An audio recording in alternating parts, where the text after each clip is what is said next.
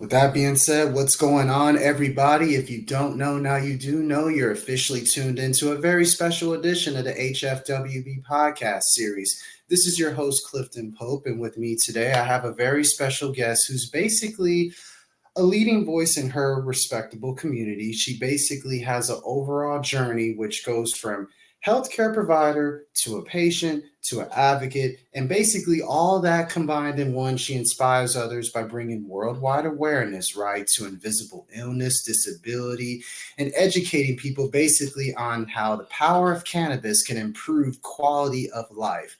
Basically, who she is, she's basically, like I mentioned, a licensed pediatric nurse, right? She's also a overall patient due to a mild traumatic brain injury that we'll get into as far as how that took place, which kind of changed her life in a second, which can happen at any given moment, at any given time, not only just to the guest I'm about to bring on, not only to myself, but anyone all across the world, right?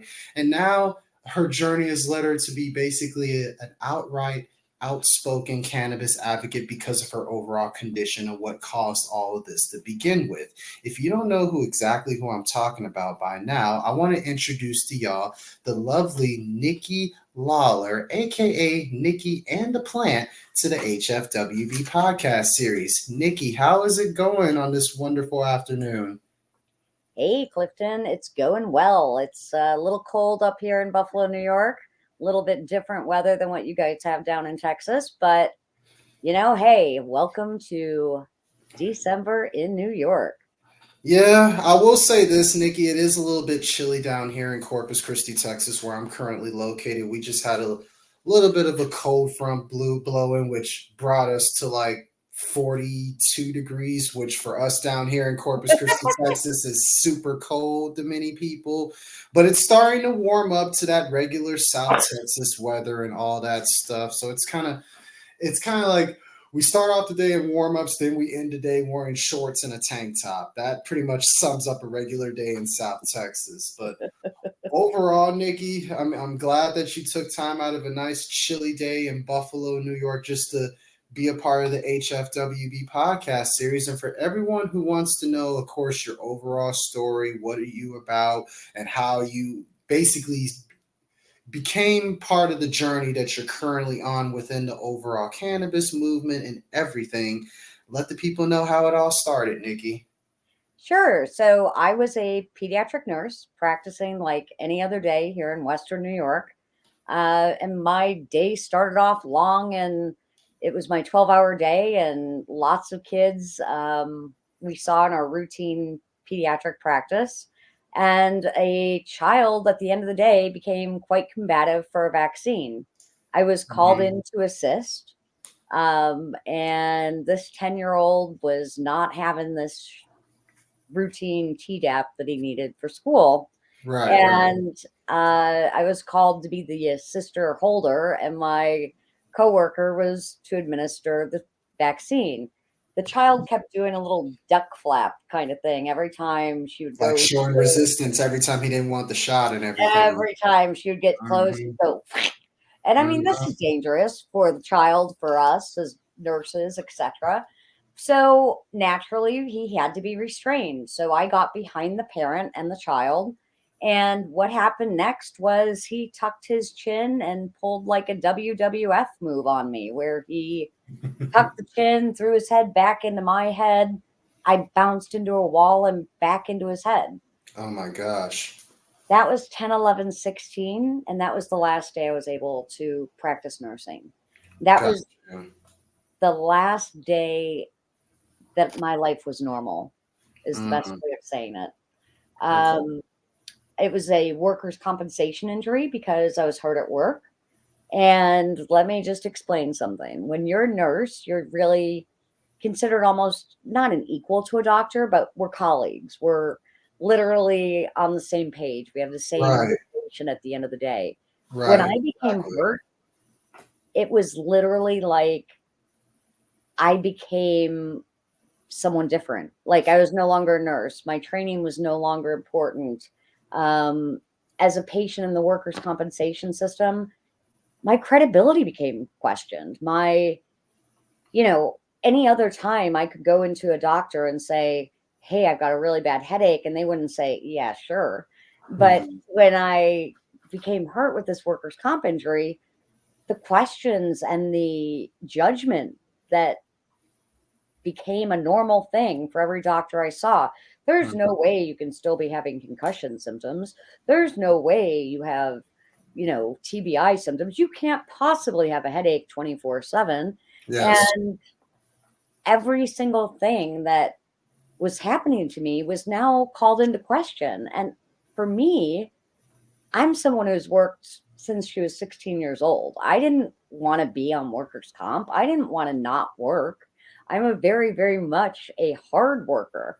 Yes. So for it even to be implied that I was faking it or trying to, milk a system was really devastating. It really took some pretty hard blows to my psyche. And I literally was like, okay, why would I want to be on workers' compensation? First of all, it's 60% of your income. Hello, 60% is not 100%. I couldn't live on 60% of my income. I don't think anybody can in this day and age that we live in, for sure. Right. I mean, it wasn't like it was like a paid vacation. Right. And so it really affected me. And every doctor I went to, they just gave me more pills and gave me more treatments and gave me more therapies. And every therapy or treatment or pill had greater side effects. And being a medical professional, you listen to what doctors say, you do what you're told. You don't question them, you just do it. And I found myself beginning to question them at about the third month. Like, you guys, there's something wrong. I can't do basic math anymore. I can't, I have severe anxiety and depression. I literally live in the corner of my bedroom, crying, sobbing, trying to sleep that I can't do anymore. And the pain is just so great. And why is no one listening? And they just kept prescribing harder, more strong drugs, more invasive treatments. And it became really a frustrating part of my life. About 4 months into my injury, my husband, in a desperate attempt to cheer me up, for Christmas, purchased a trip to Las Vegas. And I ended up going to Las Vegas because besides being a pediatric nurse, I'm a former casino dealer. So for the last... That's connections to Vegas, without a doubt. So for 15 years prior to that, Vegas was a regular vacation spot for us. And my husband knew that this was my happy place. So he's like, if nothing if else that didn't cheer you up, I don't know what else is going to cheer you up, right? Right. Yes. So we go to Vegas, and it's the absolute worst flight I've ever had in my entire life. I'm pretty sure every toddler that ever has gone to Vegas was on that flight, and they were behind my seat, kicking it and doing anything that could possibly go wrong on that flight there was happening. And I mean, the air change with the head pain, and it was just a nightmare. In Clifton, we stayed at a hotel all the time, and it is called the Cosmopolitan of Las Vegas. And it has beautiful balconies, beautiful views of the Bellagio fountains. And, it's like a total Zen spot in the middle of kind of chaos, right? So when we got there, I mean, we had reserved, of course, a high floor Bellagio fountain view, etc. When we got there, they said, our room isn't ready. And I'm like, look, I don't care if I'm looking at a garbage truck. Just find me a room and let me go in it, because I was so done. So it turns out I was put in a room like 7 stories up, right on the strip, like the busiest place, most chaotic spot in the hotel. That was where I was stationed. And 4 days in, I had not left the hotel room. And I was contemplating taking my life because I felt like such a burden to my family, to my husband, to everyone that I encountered. And I dragged the table over to the edge of the balcony, and I'm looking down, and I look down, and being 7 stories up, 3 stories below me was the pool area. And I'm like, I can't even kill myself correctly because I'm just going to go down 3 stories and I'm going to break more things. Like, that's the last thing I need to do. And at that same moment, as I'm in this absolutely hopeless, despair filled, ready to jump off a balcony place, a mobile billboard drives down the Las Vegas Strip advertising, "Get your medical marijuana card in Nevada today." Uh, Yep. that's the sign from the universe telling you, hey, there's always one Hope. last hope there. Go back to the power of the plant, because what people don't realize, Nikki, as far as when it comes to cannabis, it's been around Earth since kind of like the beginning of time. There's a reason why it was placed on this earth to begin with, is to help people overcome the struggle of so many things. And that's part of it, as far as just overall just medical treatment for your body, because that's what it's meant to do. And we have those endocannabinoids within our brain for a reason, and all that wonderful stuff. Absolutely. The endocannabinoid system was never taught to me in nursing school, and 95% of the physicians have never heard of it. Wow. So, Yeah, for this sure. system and this whole network of receptors literally is for balance or homeostasis. And when we realized that, and when I heard that, eventually after I found the plant, it literally blew my mind. Like, why aren't we talking about this in medical school? Why aren't we talking about this in nursing school? This is almost like, you know, malpractice, I feel. Like, it's almost like, wow, how And can it's we be it's so funny. naive?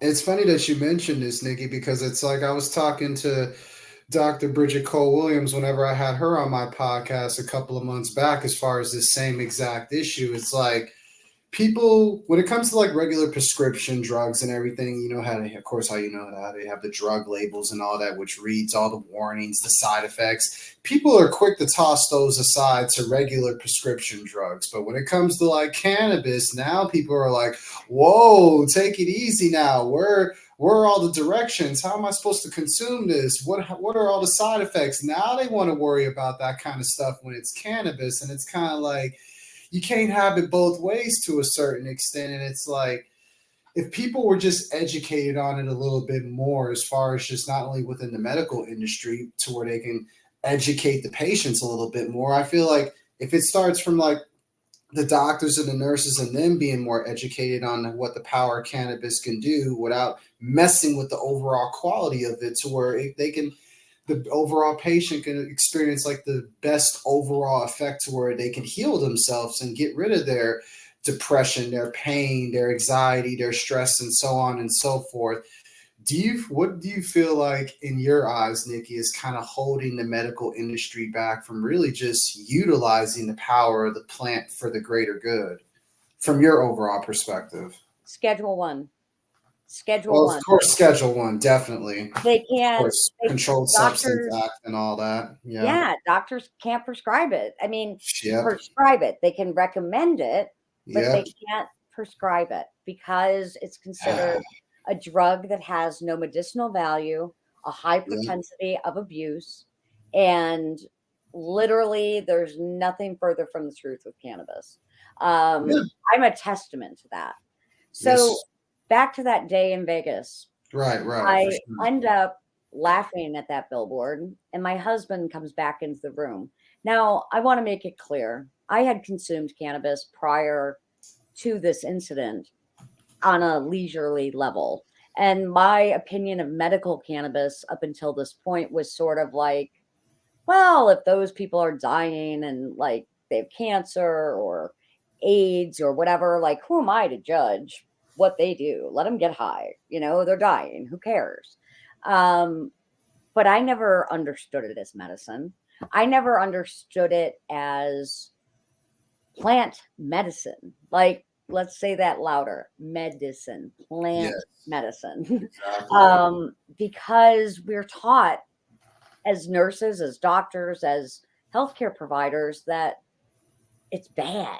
It's bad, bad, bad. I Exactly. mean, I Exactly. grew up in the war on drugs. I was part of the Nancy Reagan era. I was the DARE graduate with honors. I felt some kind of guilt when I would consume cannabis when I was a dealer at the casino. When you're at the casino, it's a very poly substance friendly environment. So pretty much anything you were into, you could partake in after hours. Um, but I got to tell you, I never purchased cannabis. I didn't know how. I mean, whoever had it, I didn't know there was a name to it. I mean, back, in 2007, 2008, 2009, it was not, we didn't even know the words indica and sativa. We didn't know terpenes. We didn't know chemical constituents. They may have been known by some of those that were actually in the industry, but the average layman had no idea. I Exactly. just I just knew it made me feel chilled out. It wasn't a big deal. I liked how I behaved with cannabis much more than how I behaved with alcohol. Alcohol made me a little too loosey goosey. It made me a little too open. It made me a Yeah, little too, not who I wanted to be. exactly. And so when this billboard came by, I laughed, and my husband came in, and I said, "Oh, we can go get my weed card and screw up my brain a little more." And I saw Nancy Reagan with her, the your brain on drugs with the frying egg and the pan and the whole thing, right? Like, I'm looking at that, right? And in Yep. my mind, that's what I'm seeing. And I'm like, oh, great idea. How much more can we screw this brain up? And then I end up going and getting my card. I end up going to a dispensary, and we were only there for another day at this point. So um, I bought a lot of stuff, and I literally that day consumed about 6 packs, whole packs of gummies and edibles. And I do not recommend this for anyone listening. This was not, no one gave me any guidance for dosing. No one gave me any suggestions. This poor 21-year-old kid was like dealing with this 47-year-old woman that like came in as a basket case, crying, sobbing, didn't know what to do. And I feel like I'm so bad doing this. And, it was a whole thing. And then I ended up eating those gummies, and I slept for the first time in 4 months for about 18 hours. And I woke up and I felt incredibly hungover. And what's insane is I had 2 joints that I had also purchased. And my husband's like, "Well, you can't take that home on the plane. You got to consume that. We don't want to waste that 40 bucks." And so I'm like, "Okay." So I didn't really want to smoke because I just felt so bleh.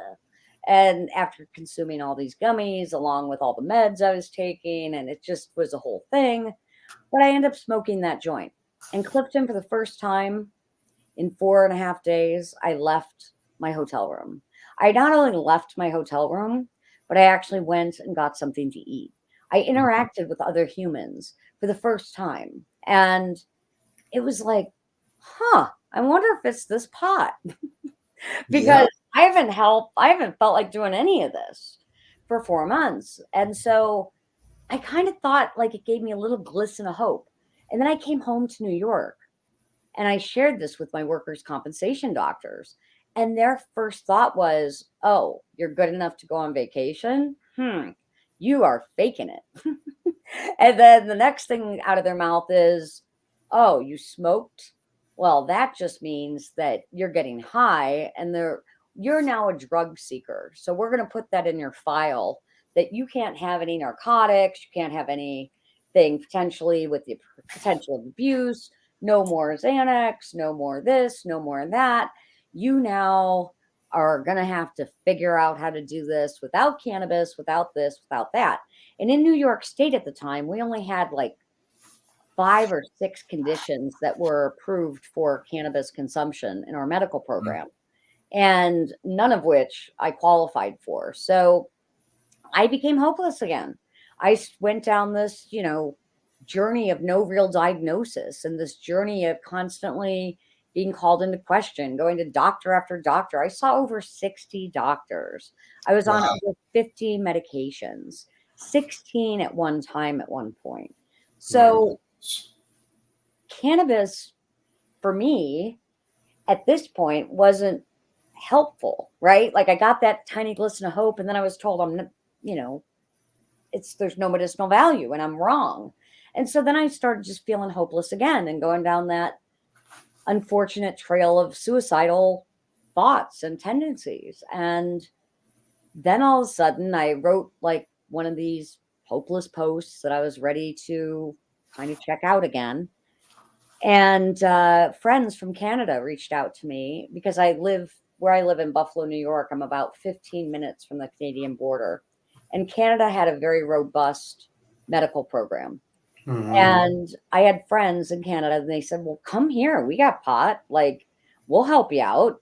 And so there began my journey of being a medical cannabis refugee actually in Canada. And I learned all about the plant in Canada. And I couldn't understand why some cultivars or strains made me feel a certain way compared to others. Some made me feel like I was more brain injured, and others made me feel like I could play Scrabble and Yeah. do basic math again. Like, that was huge, man. Like, the wide variety of effects, even just with cannabis, was like, whoa, why though? Like, what's the difference? And so there began my journey of really trying to understand the science behind the plant and what worked and why. And so I Mhm. began to journal my experience when I was in Canada, and I started, saying, okay, cool. And at the time, it was the only knowledge I really understood was indica and sativa. And then I Mhm. started to learn about terpenes. And then when I started journaling it with this electronic application, then what was cool in Canada is they actually had an app. It was called Strain Print, and it literally had all the back end certificates of analysis from the different cannabis producers that allowed you to see what worked and why. And this is how I dialed in what worked and why. So when I was, first of all, I had to figure out what I was using cannabis for. You can't just say you're using cannabis for a TBI. I was using it to relieve my anxiety and depression. I was using it to relieve my chronic pain. I Mhm. was using it to help my cognitive function. So different strains had different effects on each one of these symptoms. And so beginning to dial that in, I then became like, I mean, it sounds silly, but the savant of cannabis. I Yes. became, I like started to really get into, wow, okay, limonene, which was considered a sativa leaning strain, really helped with my cognitive function, as did alpha pinene. Whenever I used strains rich in myrcene, um, that gave me couch lock. So I had to have a balance of those specific terpenes and Mhm. dial those in to see what worked for what. That is very interesting. It's like all this whole entire journey, it's like it's led you to basically you just again, like you doing all the research and everything and just becoming part of different like advisory boards and working with so many different doctors and dispensaries and other industry professionals to basically help provide that overall cannabis experience that you went through yourself to help out with just the overall patient perspective. And it's like you've been part of many different conferences. You've been like studies consultants for like the cannabis festival that goes on in New York, and now you're telling your story through the Courage in Cannabis Volume 2 book, and now becoming an accomplished author. Within this overall journey, did you think it would blow up as big as you thought it would be based off of your overall experience, Nikki? Because it's incredible. It's like, again, it's like it speaks to what I mentioned earlier. You literally went from from a nurse to a patient to an advocate to now just becoming an overall, just like you alluded to, servant of cannabis, to where you're telling your story through books now and just becoming a part of so many different important boards to where we can get the research done right. Did you ever picture this overall? If you would have told me 7 years ago that I would become this outspoken cannabis advocate, I literally would have said, whatever you're smoking, you keep smoking it, man, because that's I love it. I mean, and the judgment still to this day. I'm a speaker coming up here in Niagara, New York. It's for the Niagara Community College coming up in um, January. And it's going to be a lot of doctors. And there's so many doctors that poo poo smoking. Smoking, different people have different systems. Okay. Mhm. And we have different gene makeups. So some people will feel a very low dose of cannabinoids via ingestion and they get really medicated or they get too medicated. Other people don't feel the same way at all and they have a much higher tolerance. And I'm one of those people that lacks a specific gene in my body that metabolizes the THC and CBD in a way that it's supposed to be metabolized. Mhm. So the only effects I feel are from smoking, and I have to smoke a joint. Um, and this is really not accepted by most medical professionals because Mhm. smoking is bad. Yeah, However, for me, it's the difference between quality of life and no quality of life. And exactly. do I wish I could just eat a gummy? Absolutely. I hate smoking. Like, I mean, I really don't enjoy the experience. Like, it's not like, oh man, I can't wait to go home and roll a joint and It's smoke this. No. I'll tell you what it is, Nikki, and it's like it's basically the reason why people really were raised to think that weed is quote unquote bad for them. It's honest, it's just the smell. You get past the smell, it's not that bad. And at the same time, it's not about just getting high for the most part. I mean, cannabis is now it's saving people's lives. It's helping people hold down their chemotherapy and cancer. It's helping out, like we've been talking about, relieving the stress, the anxiety, depression, and everything. And at the same time, it's creating jobs and it's creating livelihoods for other people to help not only provide a living for themselves, but it's also boosting economies all across the country, which they don't want to talk about all those things, but it's like if we could just get to the point where we get past, of course, the smell and being raised to think it was bad, I think it could be beautiful things we could do. We could finally have what we've been searching for our whole lives is world peace. I mean, based on everything you have going on in New York, as far as like with all the regulations going on in New York, describe like, of course, the cannabis experience as far as in New York City currently where you're living, and do you see it moving forward in any direction as far as just towards better results, as far as just improving the laws of cannabis for medical and recreational use? So in New York State, we are now a recreational state. Right. And so we have adult use stores and we also have medical stores. So Okay. there's 38 medical stores for the entire state of 20 million people. We Mm-hmm. have, I think we're up to 32 adult use stores now in the whole state, which is improving each day. We just had a licensing round, so they're releasing more licenses for other stores to open, more cultivars, more cultivators, growers, and processors to come to the table now. Probably February-ish, we expect to see some of these results come out as far as who gets awarded more licenses. And there, the stigma is going to improve. The more people educate and the more people share their stories, you know, I'm really at a federal level and an international level. So I share my story pretty much across the country as in person. And now I'm actually getting some international exposure where people from other countries want to hear my experience to be able to present it to Mm-hmm. their legislative bodies because until you've experienced it, it's really hard to explain it. And I Yeah. really try and put it in a way that others can understand it. I don't have all the answers. I'm not a PhD. I'm not a doctor, but from a humanitarian and a regular human point of view, these are the stories that will push us forward. And people that are in the cannabis closet because of their jobs, because of they have children, because they're afraid their kids are going to be taken away. I mean, it's a real thing. It is. So we need to do better and encourage people to come forward. But I also understand, no mom wants to admit that they're using cannabis to control their postpartum depression, because that could be considered drug use. And that could in turn make them lose their child. And that would have far more devastating effects than cannabis ever did. But yet that stigma exists. So trying to relate this to people that don't necessarily want to hear it. I go head to head with doctors about smoking. I go head to head with lawmakers about the dangers of cannabis. No one has died from this plant, friends, I meaning know.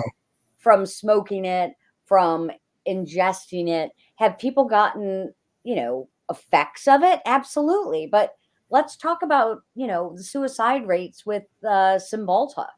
Okay, that's what almost killed me was Cymbalta, a pharmaceutical. Yeah. And yet that's approved by the FDA, and it's really It just goes back to it being almost a very hypocritical system that needs to be torn down and put back together to where it's not as hypocritical. And it's like 2024 and beyond, the overall picture of cannabis as far as just going forward into the new year, since I can't believe we're actually about to be in 2024 and stuff like that. What do you feel like is the overall direction for cannabis based on everything going on within the Courage and Cannabis movement and just the overall movement of cannabis in general? Based on your experience, where do you see that direction going 2024 and beyond?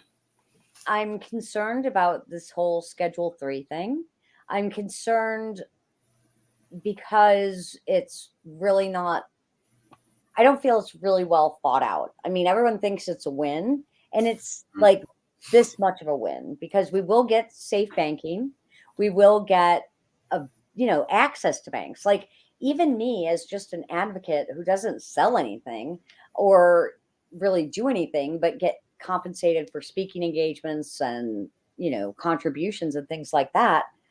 I struggle to get a bank account because of Nikki and the plant. Although it doesn't say cannabis, there is constant shadow banning. There's constant, battles with just the stigma surrounding cannabis. So, one of the things I would love to see is helping remove that stigma at a federal level. We need to decriminalize it federally. We need to have safe banking. We need to deschedule cannabis, not just reschedule it. And these are things that take us all working together. There's lots of advocacy groups. There's lots and lots of people that are trying to do the right thing, but everyone's on their own little island and they're not working together. And I feel that as a community, as a country, we need to be stronger together. And we Yep. don't all have to Agree. agree on everything exactly, Yeah. but we should be able to communicate and be able to agree to disagree. And maybe you don't believe in smoking, but that's okay. But on the same voice, you need to respect my opinion of smoking, and that if I need that to medicate, you need to not judge that. You cannot Exactly. agree with it, that's fine, but you need to not tell me it's not medicine. And that's a big thing for me. Where do I see it really going? I would love to say I see it going wonderfully and kumbaya and everybody's going to just get along and things are going to go great. But I don't see that happening. Unfortunately, it comes down to politics. Unfortunately, it comes down to who you vote for. It comes Exactly. down to if you don't know where your candidate's position is on certain things that are important to you, whether that's, right to life, whether that's cannabis, whether that's, any of the other issues that are important to you, you need to learn. You need to learn who your legislative bodies are, all the way from the bottom of your local governments all the way up to the top positions, because those people represent you. And if they aren't on the same page as you, you shouldn't be voting them into office, I guess, is my biggest thing. No, I agree with that. I could agree with that because at the end of the day, the political figures are the ones who move the needle as far as establishing the necessary laws to, of course, make not only the cities, the counties, the states, and the whole entire country function as just one operating system. It's like it has to start with them, and you have to, of course, form the bond with them and get the understanding as far as, hey, seek to understand and to be understood. Understand where they're coming from, but at the same time, let your position be known to where we can overall have a full understanding and hopefully come together to where we can rewrite history versus redoing history, so to speak. And it's just, I feel like if we do that, then we could be one step closer to getting definitely the revolution that's been well needed within the cannabis world. I truly believe that.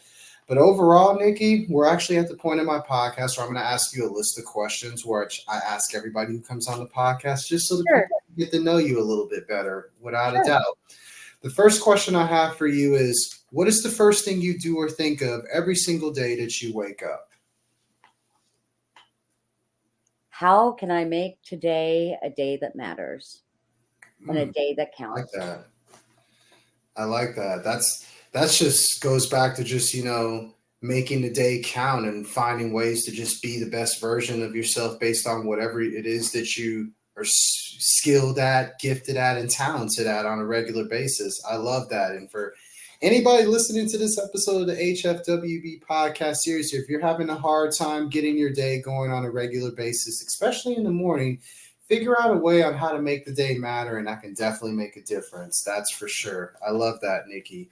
My next question is, health is wealth, as they say, right? They're kind of like two sides of the coin, so to speak. In your personal eyes, Nikki, what does health and wealth mean to you?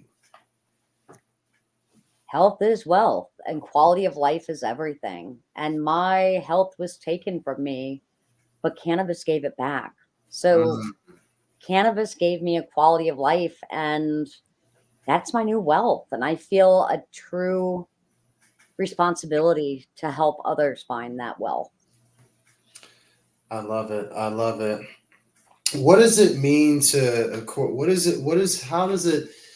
what's the importance of just like storytelling as far as for you? Because I love the fact that your story is just so inspirational to where it can inspire anybody, Nikki. So what does it mean to what is the art of storytelling from your perspective? Being authentic, sharing the ups, the downs, and the reality of life, because it's really not all sunshine and roses, and we're not all farting unicorns and sprinkles. So at the end of the day, being authentic is how you really gain an audience. That's how I think I have so many followers, is because maybe I don't always say things perfect. Maybe people aren't looking for perfect people. They're looking for how people deal with their imperfections. And I feel like I'm a pretty good example of that. I like that. That's really good, actually. It's like people are basically looking for someone they can relate to as far as based off of similar experiences and similar trials and tribulations and stuff like that. That's an interesting way to look at it. It really is. That's why all our stories matter, because some people are going to relate to my story and others are going to relate to yours, Clifton. And we all have something different to give. Yes, we all have a unique story that nobody could tell about ourselves, but of course ourselves. And that's what makes us at the end of the day. That's what makes you, Nikki, and that's what makes me as well. So I agree with that, without a doubt. We're actually going to transition into a segment I like to call either or, and I'm going to make a little bit of twists and turns, of course, just for you, Nikki. My first question is, would you rather choose loyalty or respect?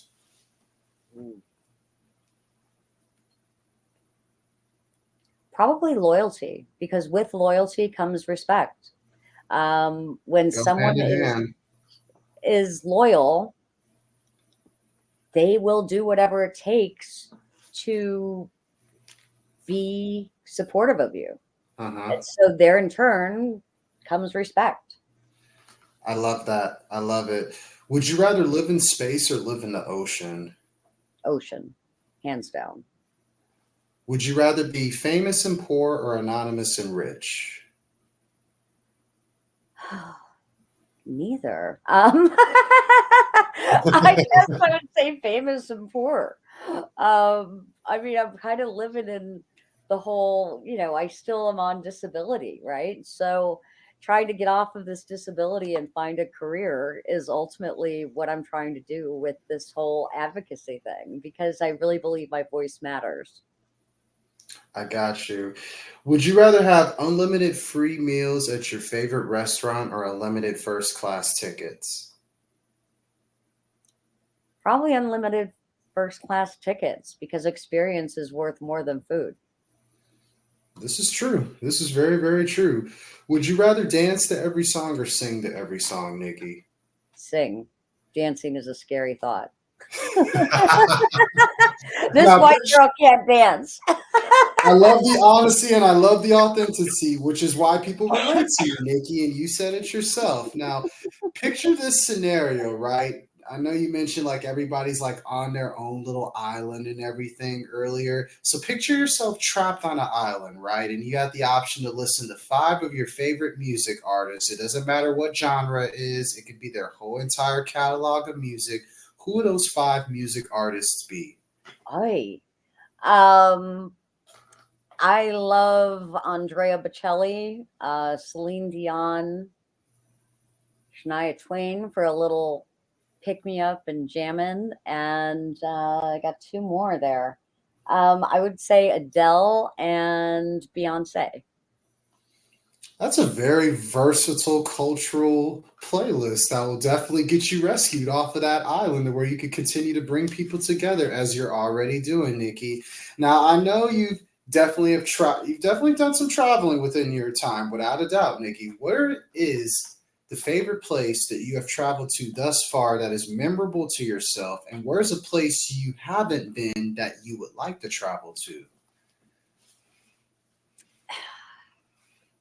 Las Vegas probably goes for my favorite travel spot. I love Las Vegas too. I've been twice, and funny story is I'm actually going here in a couple of weeks. For those listening to this episode at a later notice, I would probably already be back from Vegas. So it's like I love Las Vegas too. It's definitely up there as one of my favorite cities too. But I really want to travel Europe. I really want to Hmm. understand what it's like across the pond. So London would probably be one of my favorite places, and actually might have the opportunity to be a speaker there coming up this year. So That's that great. would be pretty cool. That'll kill two birds with one stone. You could travel overseas to Europe finally, and at the same time, you could let your story be known based on what you're doing. So it'll be kind of like a working vacation. So you get the best of both Exactly. worlds. So Exactly. I I'm part love. of this amazing women's group that is international people, and it is the most incredible humans I've ever encountered in my entire life. Like, these people are literally from all over the world. I think there's 19 countries represented. And just hearing their experiences and hearing what they go through, and it's just so culturally so cool. I love that. That sounds like it's going to be a wonderful experience, and I definitely hope, Nikki, that you definitely utilize it to the best of the abilities to where you get the most out of it whenever that time does come. And Thank speaking of that, Nikki, I know you got your hands full in a lot of things and you're super, super busy, but whenever you do have some downtime out of everything that you're currently doing, what are some of like your favorite hobbies that you like to do that many people may not know you like to do? I am obsessed with moose. I love the animal moose. Oh, My three favorite things in life: polka dots, cannabis, and moose. Um, hmm. I love my animals, and I have a cat named Moose Cat. So she spends a lot of time hanging with me. I have 3 Yorkies, so I really enjoy spending time with my pets. I have a grandson who is 10 months, and I just love him to pieces. And I have a granddaughter who's 13. But, I really enjoy spending time with people. I enjoy um, doing different things to a point. I still have a brain injury at the end of the day. So, am I a real huge fan of crowds? I just got back from MJ BizCon, and that was an amazing experience, but it's also a very overwhelming experience, Hmm. especially for someone with a brain injury, because so much is happening and you don't want to miss anything and you don't want to forget people's names and you don't want to, there's always this sense of, oh my gosh, I got to get to this party. I got to get to that party. I got to get to this Yeah, event. I got to get to that event. And there's so many things on your plate that week. It's just so important to live in the moment. And so I it really really try is. and practice, mindfulness and really enjoying the experience I'm in. I love that. I mean, and it's true, especially when you're at events like that and you're just at festivals and conferences, you get pulled in so many different directions. Like, hey, this is going on, that's going on. You have to be over here at a certain time. Then Right. this will be going on next, and so on and so forth. It's a great experience being at conferences, but it could be a little bit overwhelming. It could be a little bit hectic. But hey, I could always help if you have some things to calm me down. Hint, hint, cannabis. But hey, you didn't hear it here from the HFWB Absolutely. Podcast Series. But the last question I have for you, Nikki, as we wrap things up here, if you had the opportunity, right, to go back in time, like say 10 years ago, what would you tell yourself, Nikki? And at the same time, where do you see yourself in the next 10 years? I would say give yourself grace. I would say give yourself kindness and compassion. People Mm, don't know what they don't know. And I was one of those people that always tried to live in the future, that always tried to, you know, get ahead of the game and like be accomplished. And at the end of the day, none of that really matters. As we talked about earlier, health is the new wealth. And it is. I I agree. I took my health for granted, for full transparency. I mean, I didn't care about taking care of myself. And I mean, that I see now is so important, especially your mental health. And Yep. where do I see myself in 10 years from now? I hope I'm known as someone that lived compassionately and helped others around me. At the end of the day, I don't think life is about how rich or poor you are. I think it's about how many lives you impacted. That is the truth. And that's what defines leadership right there. And it's like, I learned this whenever I was in Washington, D.C. at a conference and everything. One thing that stood out to me is that influence is currency, right? So it's like the more people that you have the opportunity to influence and impact, you're cashing in on the opportunity to help better that person's life to where they'll never forget you. And when they go through that situation again, they'll be like, hey, I learned this from Nikki, Lawley, or I learned this from Clifton Pope myself, so on and so forth. So it's like the opportunity to influence and impact somebody is something bigger. I feel like something that money you can't put a cost on. It really You is. It's can. just a priceless moment that you and that individual forever share until the end of time, without a doubt.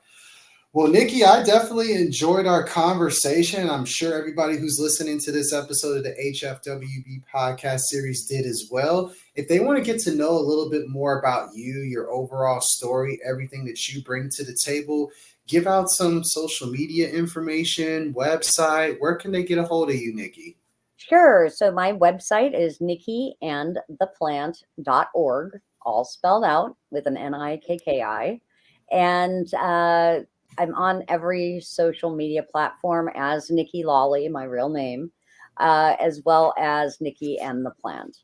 So I welcome you on Instagram, Facebook, LinkedIn, Linktree, Link, everything, TikTok, YouTube, all of those great things. I have a crazy amount of following. And one of the coolest things is hearing from my supporters, hearing from them that I've made a difference in their life, because that's what keeps me going. That's The what it's about. support and the motivation and it just makes me feel like I'm not doing this for nothing. Yeah, you're doing this for a sense of purpose and for something that's bigger than yourself, which is what it's all about, Nikki. And I thank you for everything that you're currently doing without a doubt. And you'll appreciate what I'm about to say for sure, as far as just something to leave the people with as we close out this episode. Remember that, as Nikki would say better than me, life changed in a second with no warning, no preparation, and just like that, boom. So take advantage of every moment you have in life, utilize it to the best of your abilities, and hey, just be grateful for the big things, small things, and everything in between, and everything will make much more sense. With that being said, Nikki, I thank you so much for just taking time out of your busy schedule just to simply bless us with an appearance on the HFWB Podcast Series. I'm truly honored. Absolutely. Thanks for having me, Clifton. No, of course, Nikki. And with that being said, I thank everybody once again. This is your host, Clifton Pope of the HFWB Podcast Series, encouraging everybody to stay healthy, wealthy, and blessed. And until next time, everybody, peace and love.